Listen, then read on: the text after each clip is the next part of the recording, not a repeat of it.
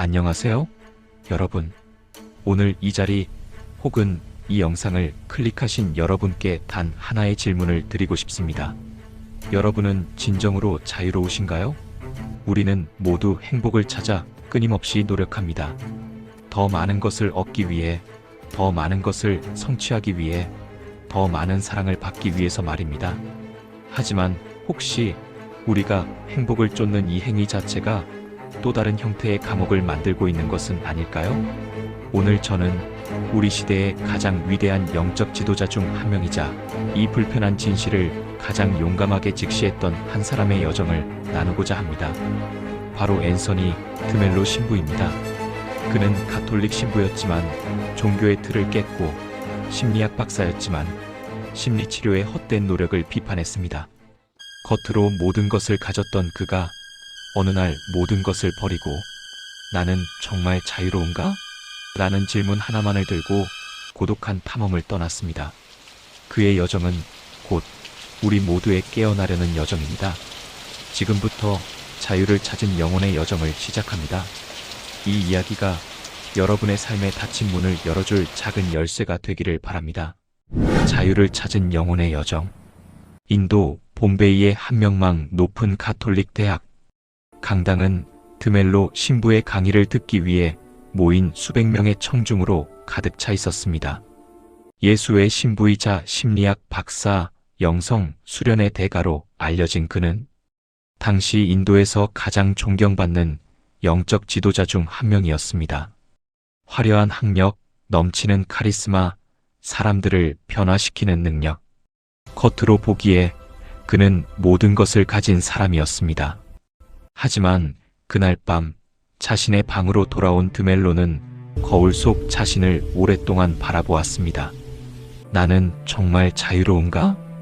이 질문은 그의 영혼 깊은 곳에서 울려 퍼졌습니다. 수년간 사람들에게 기도와 명상, 심리치료 기법을 가르쳐왔지만 정작 자신은 여전히 무언가에 갇혀 있다는 느낌을 지울 수 없었습니다.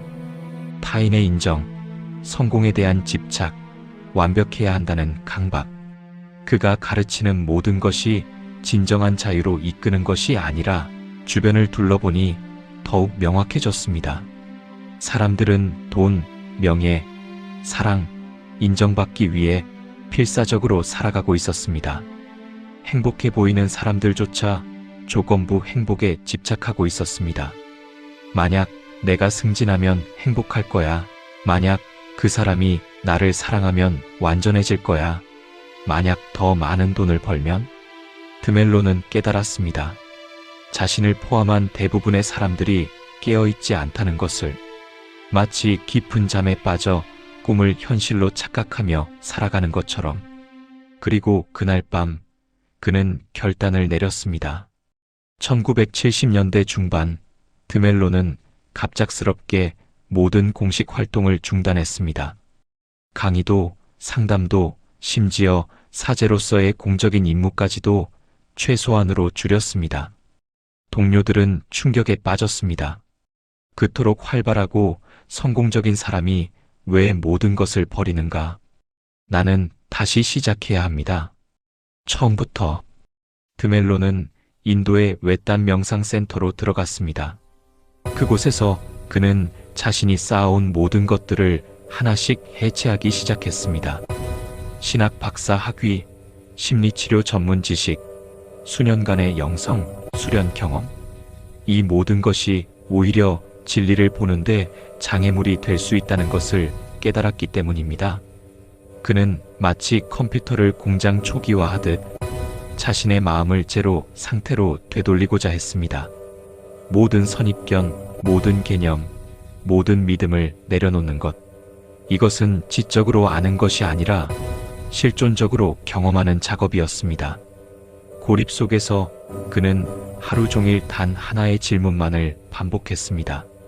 나는 진정으로 무엇을 원하는가? 처음에는 온갖 답들이 쏟아져 나왔습니다. 나는 사람들을 돕고 싶다. 나는 영적으로 성장하고 싶다. 나는 의미 있는 삶을 살고 싶다. 하지만 드멜로는 각각의 답 뒤에 숨겨진 진짜 동기를 파헤쳤습니다. 왜 사람들을 돕고 싶은가? 인정받고 싶어서가 아닌가? 왜 영적으로 성장하고 싶은가? 남들보다 우월해지고 싶어서가 아닌가? 왜 의미 있는 삶을 원하는가? 무의미함이 두려워서가 아닌가? 이렇게 자신의 동기를 하나하나 해부하자 충격적인 진실이 드러났습니다. 자신이 평생 해왔던 모든 선한 일의 뿌리에 사랑받고 인정받고 특별해지고 싶은 필요가 있었다는 것입니다. 어느 날 아침 명상 중에 드멜로는 한 장면을 떠올렸습니다. 어릴 적 본 작은 새 한 마리. 그 새는 아름답게 장식된 새장 속에 살고 있었습니다. 새장 안에는 먹이도 충분했고 물도 있었으며 작은 그네까지 있었습니다. 어느 날 주인이 새장 문을 열어두었습니다. 하지만 새는 날아가지 않았습니다. 새는 열린 문 앞까지 다가갔다가 다시 돌아왔습니다. 그리고는 익숙한 횃대로 돌아가 앉았습니다. 자유는 문 밖에 있었지만 새에게 새장은 이미 집이 되어버렸습니다. 갇혀있던 시간이 너무 길어서 새장이 자신의 세계 전부라고 믿게 된 것입니다. 저 새가 바로 나다. 드멜로는 깨달았습니다. 자신도 그리고 자신이 만나본 거의 모든 사람들도 그 새와 같다는 것을.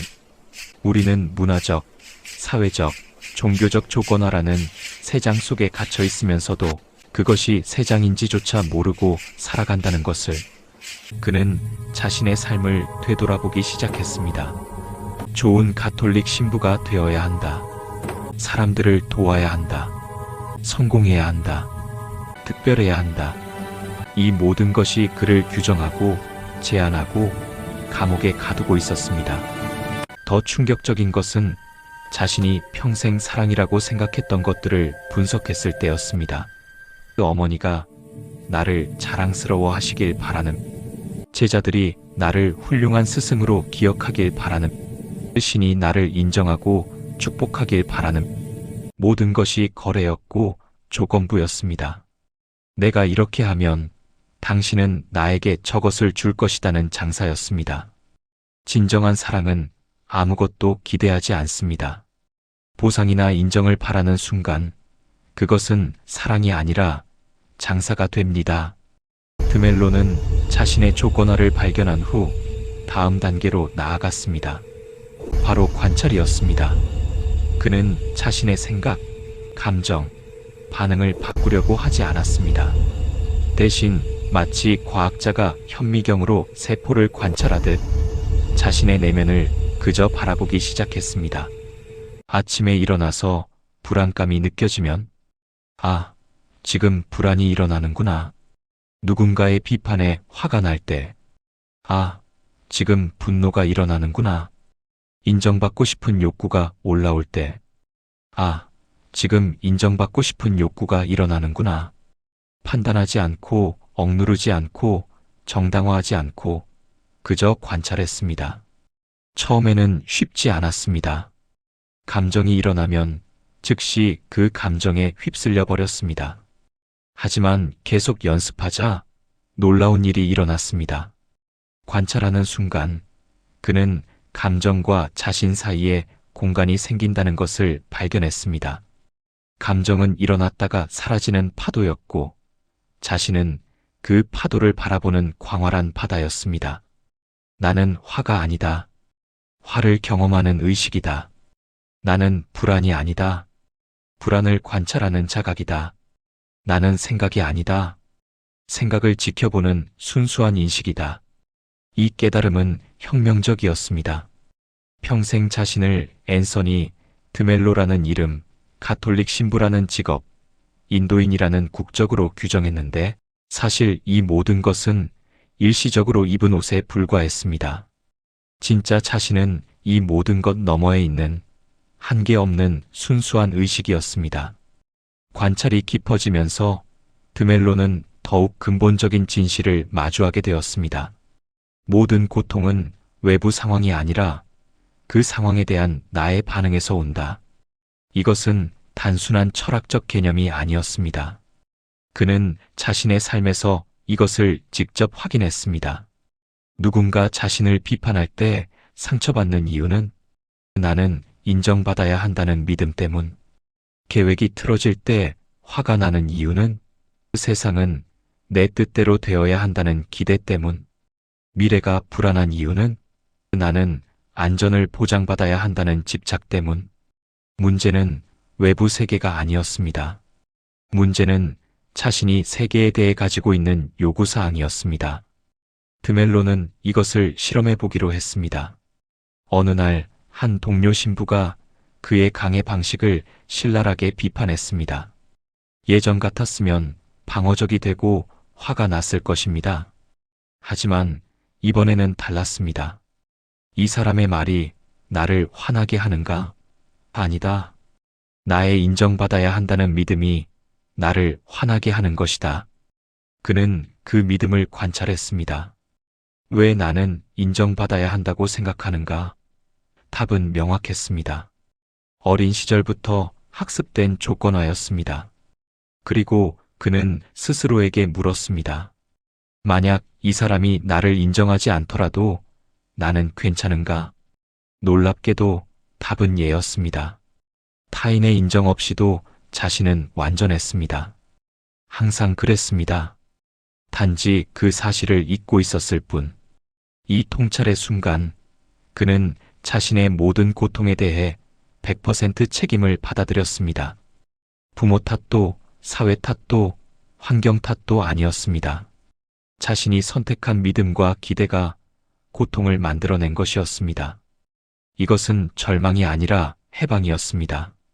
왜냐하면 문제가 자신에게 있다면 해결도 자신의 손에 있기 때문입니다. 드멜로는 이제 자신의 집착을 하나씩 내려놓기 시작했습니다. 첫 번째로 놓아버린 것은 세상을 바꾸고 싶은 욕구.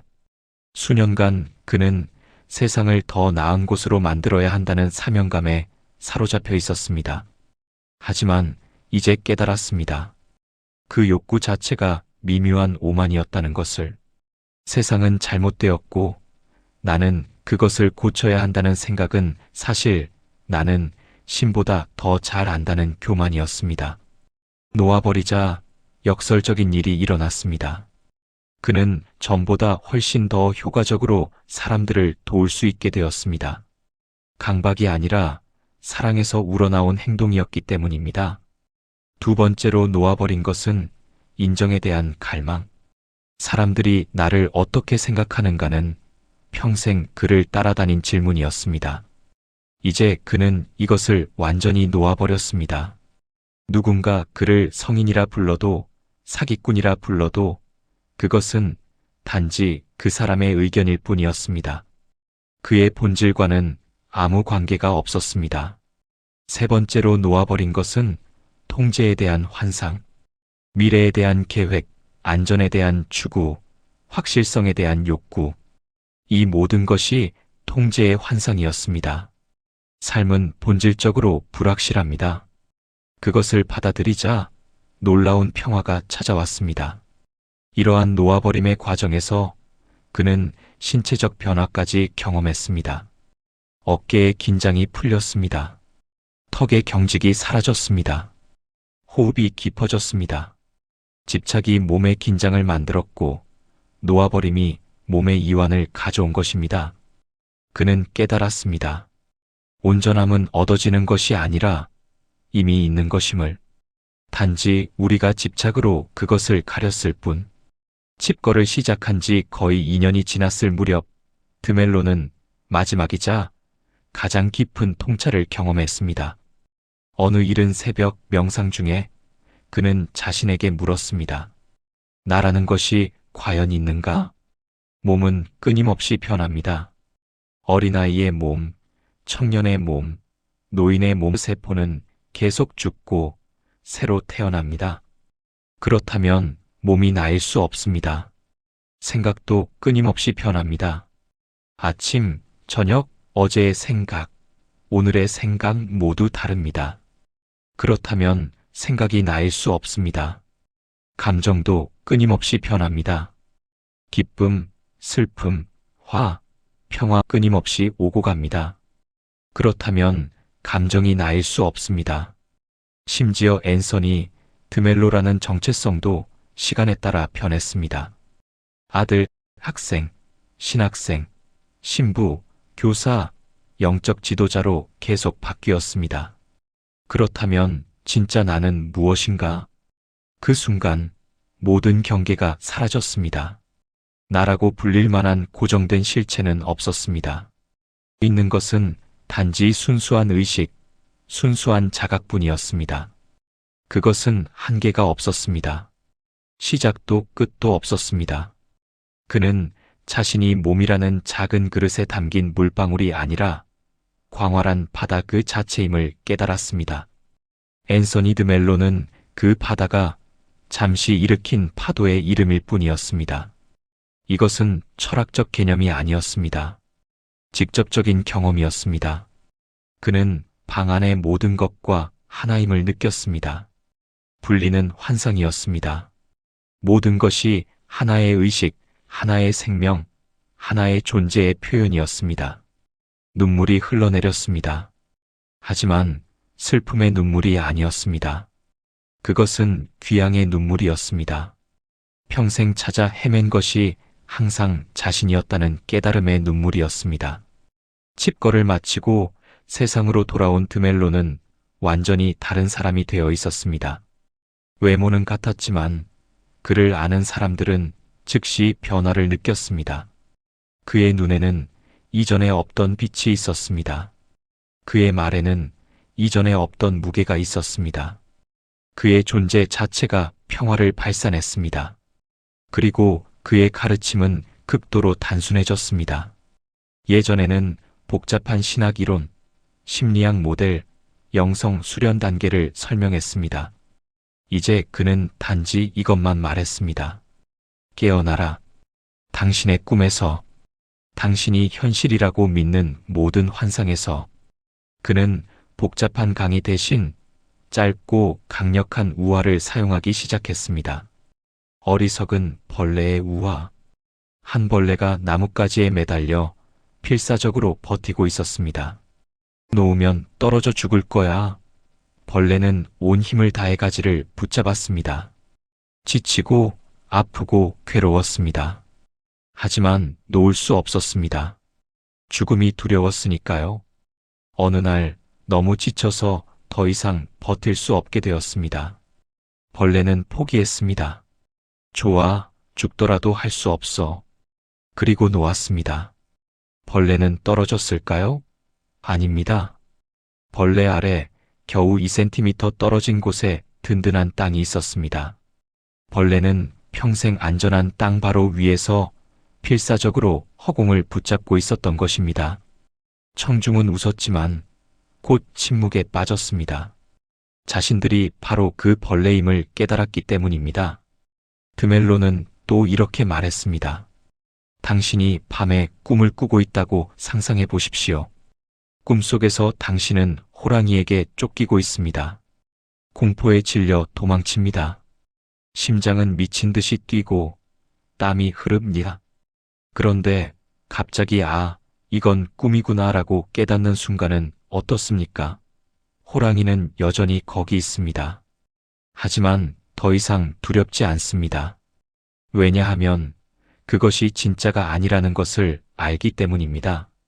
진짜와 꿈을 구별하는 능력, 이것이 바로 영적 깨달음입니다. 드멜로의 가르침은 빠르게 퍼져나갔지만 논란도 함께 일었습니다. 전통적인 가톨릭 성직자들은 그를 이단시했습니다. 신은 사람이 아니라 경험이다. 교회는 진리로 가는 유일한 길이 아니다. 같은 그의 발언은 교리에 정면으로 도전하는 것이었습니다. 심리학자들도 불편해했습니다. 드멜로는 대부분의 심리치료가 단지 수면 상태를 더 편안하게 만드는 것일 뿐이라고 주장했습니다. 근본적인 깨어남 없이는 진정한 치유가 없다고 말했습니다. 심지어 영성 수행자들조차 저항했습니다. 그는 명상, 기도, 수행 자체도 집착이 될 수 있다고 경고했습니다. 영적으로 발전하고 싶다는 욕구조차 또 다른 자아의 게임일 수 있다고 말했습니다. 하지만 진정성을 갈구하는 사람들에게 그의 메시지는 생명수와 같았습니다. 전 세계에서 사람들이 그의 강의를 듣기 위해 인도로 몰려들었습니다. 그의 오디오 테이프는 입소문으로 퍼져나갔습니다. 그는 부드러우면서도 냉정했습니다. 위로하면서도 흔들었습니다. 사랑스러우면서도 타협하지 않았습니다. 어떤 사람이 물었습니다. 신부님, 어떻게 하면 깨달을 수 있습니까? 드멜로가 대답했습니다. 깨달으려는 욕구를 버리십시오. 그렇다면 어떻게 해야 합니까?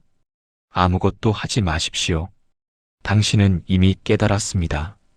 단지 그 사실을 모를 뿐입니다. 드멜로의 가르침은 추상적인 철학이 아니었습니다. 그것은 지극히 실용적이었습니다. 관계에서의 깨어남, 당신이 누군가를 사랑한다면 그들이 당신의 기대대로 되기를 바라는 것을 멈추십시오. 그들을 있는 그대로 보십시오. 그들을 바꾸려는 욕구는 사랑이 아니라 통제입니다. 한 여성이 물었습니다. 하지만 제 남편이 술을 마시는데 그것을 그대로 받아들여야 한다는 말입니까? 드멜로가 답했습니다. 받아들임과 허용을 혼동하지 마십시오. 있는 그대로 보는 것과 해로운 행동을 방치하는 것은 다릅니다. 진정으로 상황을 있는 그대로 볼 때 당신은 분노나 원망 없이 명확한 행동을 취할 수 있습니다. 당신이 술을 마시면 나는 이 집을 떠나겠습니다라고 평온하게 말할 수 있습니다. 이것이 사랑에서 나온 명확성입니다. 일에서의 깨어남, 당신의 가치는 당신이 하는 일이나 성취와 아무 관계가 없습니다. 당신은 CEO이든 청소부이든 똑같이 소중합니다. 이것을 진정으로 깨닫는다면 역설적으로 당신은 더 효과적으로 일하게 됩니다. 왜냐하면 더 이상 결과에 집착하지 않기 때문입니다. 감정에서의 깨어남, 감정을 억압하지 마십시오. 하지만 감정에 사로잡히지도 마십시오. 화가 날 때 나는 화났다가 아니라 화가 일어나고 있다고 관찰하십시오. 이 작은 차이가 모든 것을 바꿉니다. 한 남성이 반박했습니다. 그렇게 감정을 관찰만 하면 로봇처럼 되는 것 아닙니까? 드멜로가 웃으며 답했습니다. 정반대입니다. 지금 당신은 감정의 노예입니다. 화가 나면 화에 지배당하고 슬프면 슬픔에 지배당합니다. 그것이 로봇입니다. 감정을 관찰할 수 있을 때 당신은 자유롭습니다. 그때 진정한 인간이 됩니다.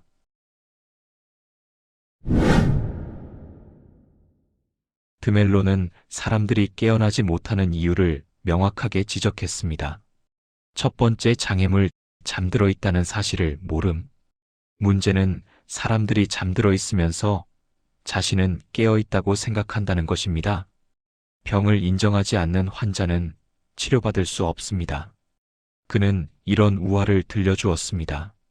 한 마을에 전염병이 돌았습니다.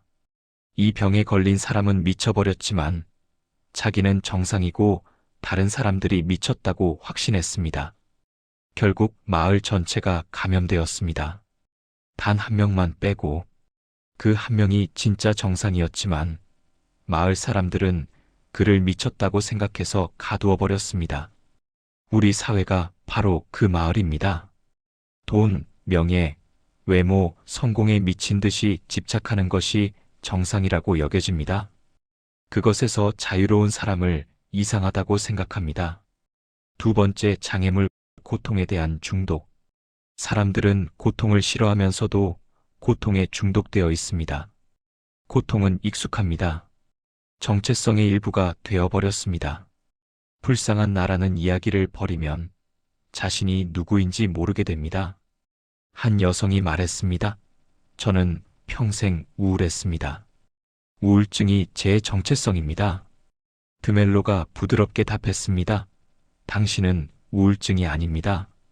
당신은 우울을 경험하는 의식입니다. 그 차이를 깨달으십시오. 세 번째 장애물, 점진적 발전에 대한 믿음. 사람들은 조금씩 나아지고 있다고 생각하는 것을 좋아합니다. 하지만 깨어남은 점진적인 과정이 아닙니다. 그것은 순간적입니다. 마치 불을 켜는 것과 같습니다. 방은 어둡거나 밝거나 둘 중 하나입니다. 반쯤 밝다는 것은 없습니다. 네 번째 장애물, 영적 자아의 교묘함. 가장 위험한 것은 영적 자아입니다. 보통 자아가 나는 부자다, 나는 유명하다고 말한다면 영적 자아는 나는 깨달았다, 나는 영적이다라고 말합니다. 더 교묘한 함정입니다. 한 수행자가 자랑스럽게 말했습니다. 저는 20년간 매일 5시간씩 명상했습니다. 드멜로가 물었습니다. 그래서 더 자유로워졌습니까? 아니면 나는 20년간 명상한 사람이라는 새로운 정체성을 얻었습니까? 수행자는 말문이 막혔습니다. 드멜로의 가장 논란이 된 가르침은 종교에 관한 것이었습니다. 종교는 진리로 가는 손가락입니다. 하지만 대부분의 사람들은 손가락을 숭배하고 달은 보지 않습니다. 그는 예수의 신부였지만 기독교만이 유일한 진리라는 주장을 거부했습니다. 진리는 기독교인도 불교인도 힌두교인도 아닙니다. 진리는 그 어떤 레이블도 거부합니다. 신에게 기독교 신, 이슬람 신이 있다고 생각하는 것은 태양에게 한국 태양, 미국 태양이 있다고 생각하는 것만큼 어리석습니다. 보수적인 신부가 항의했습니다. 그렇다면 예수는 무엇입니까? 드멜로가 답했습니다. 예수는 깨어난 사람입니다. 부처도 크리슈나도 그 밖의 모든 깨달은 스승들도 마찬가지입니다. 그들은 모두 같은 진리를 가리켰습니다. 당신이 예수를 우상화하는 순간 당신은 예수의 가르침을 놓칩니다. 예수는 나를 따르라고 하지 않았습니다. 나처럼 깨어나라고 했습니다. 엄청난 차이입니다. 그는 교회의 제도와 의례에 대해서도 냉정했습니다. 일요일마다 교회에 가서 기도하는 것으로 충분하다고 생각합니까? 그것은 일주일에 한 번 목욕하고 나머지 6일은 더러워도 괜찮다고 생각하는 것과 같습니다. 영성은 24시간 깨어 있음입니다. 하지만 그는 종교 자체를 부정하지 않았습니다. 종교는 유용할 수 있습니다. 마치 배가 강을 건너는데 유용한 것처럼. 하지만 강을 건넌 후에도 배를 짊어지고 다닐 필요는 없습니다. 1987년 드멜로는 미국에서 강연 중이었습니다. 6월 1일 그는 갑작스러운 심장마비로 세상을 떠났습니다. 당년 55세였습니다. 많은 사람들이 충격에 빠졌습니다. 어떻게 깨달은 사람이 갑자기 죽을 수 있는가? 하지만 드멜로는 이미 죽음에 대해 명확하게 말한 바 있었습니다. 죽음을 두려워합니까? 그것은 당신이 태어났다고 착각하기 때문입니다. 당신은 태어난 적이 없습니다. 순수한 의식은 태어나지도 죽지도 않습니다. 몸은 나타났다가 사라집니다. 파도가 일어났다가 바다로 돌아가듯이 몸의 죽음을 두려워하는 것은 배우가 무대에서 내려가는 것을 두려워하는 것과 같습니다. 역할이 끝났을 뿐입니다. 그의 마지막 강연 중 하나에서 누군가 물었습니다. 사랑이 무엇입니까? 드멜로가 답했습니다. 사랑은 아무것도 필요로 하지 않는 것입니다. 당신이 누군가를 필요로 한다면 그것은 사랑이 아니라 중독입니다. 진정한 사랑은 완전한 자유에서 나옵니다. 사랑은 내가 당신을 사랑하는 것이 아닙니다. 사랑은 내가 사랑인 것입니다. 그때 당신은 모든 사람을, 모든 존재를, 심지어 나무와 돌까지도 사랑합니다. 왜냐하면 모든 것이 당신이기 때문입니다. 그리고 그는 미소 지으며 덧붙였습니다. 당신들은 이것을 이해하려고 애쓰지 마십시오. 머리로는 이해할 수 없습니다. 단지 깨어나십시오. 그러면 알게 될 것입니다. 드멜로가 세상을 떠난 후 그의 가르침은 더욱 널리 퍼져나갔습니다. 그의 책들은 베스트셀러가 되었고 수십 개 언어로 번역되었습니다. 드멜로는 사람들에게 복잡한 수행법을 주지 않았습니다. 대신 일상에서 할 수 있는 단순한 실천을 제안했습니다. 아침에 눈을 뜨면 자신에게 물으십시오. 오늘 하루 중 단 한순간이라도 완전히 깨어 있을 수 있을까? 하루 종일이 아니라 단 한순간만, 하루에 여러 번 자신에게 물으십시오. 지금 이 순간 내 안에서 무슨 일이 일어나고 있는가? 생각은? 감정은? 신체 감각은? 판단하지 말고 그저 관찰하십시오. 누군가가 당신을 화나게 할 때 즉시 반응하지 마십시오. 잠깐 멈추고 자신을 관찰하십시오. 왜 나는 화가 나는가? 어떤 기대가 충족되지 않았는가? 이 관찰만으로도 반응이 바뀝니다. 저녁에 잠들기 전 당연하게 여긴 것들에 감사하십시오. 숨 쉴 수 있음, 볼 수 있음, 들을 수 있음, 걸을 수 있음. 이 모든 것이 기적입니다. 자신을 타인과 비교할 때마다 그것을 알아차리십시오. 비교는 폭력입니다. 자신에 대한 폭력이자 타인에 대한 폭력입니다. 오늘 밤 잠들기 전에 자신에게 물어보십시오. 나는 지금 깨어 있는가? 아니면 꿈을 꾸고 있는가? 내가 붙잡고 있는 것은 무엇인가? 그것을 놓으면 정말 떨어질까? 나는 누구인가? 정말로? 그리고 답을 찾으려 하지 마십시오. 그저 질문과 함께 앉아 있으십시오. 질문 자체가 문입니다. 그 문은 이미 열려 있습니다. 날아오르는 것은 당신의 선택입니다. 새는 여전히 새장문 앞에 서 있습니다. 하늘은 기다리고 있습니다. 무한한 하늘이, 당신의 진정한 집이. 깨어나십시오. 감사합니다. 드멜로의 메시지가 여러분들의 삶에 도움이 되기를 바랍니다. 구독과 좋아요 부탁드립니다.